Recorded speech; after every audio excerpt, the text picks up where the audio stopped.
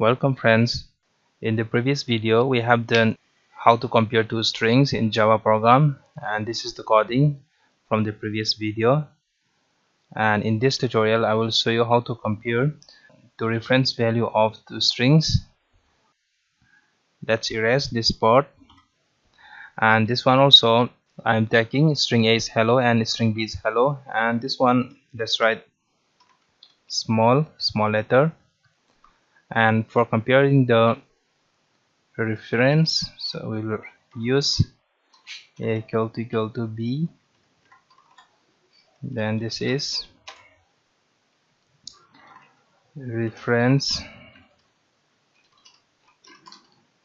are equal, then for this else part we will use reference are not equal. Okay, now let's run.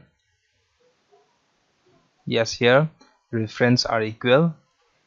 It's because all these two value are equal. Suppose if we are using this capital H, reference are not equal, and let's do like this. String B is new string, then this is also H, small h. Let's run again.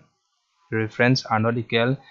So here these two strings are equal. This is 100% equal, this hello and hello, but in the output we are getting this reference are not equal. It's because if we are using new keyword in the string declaration, this hello will be stored in the non-control pool. Okay, and here this is string B, we are not using new keyword, so it will be stored in the control pool.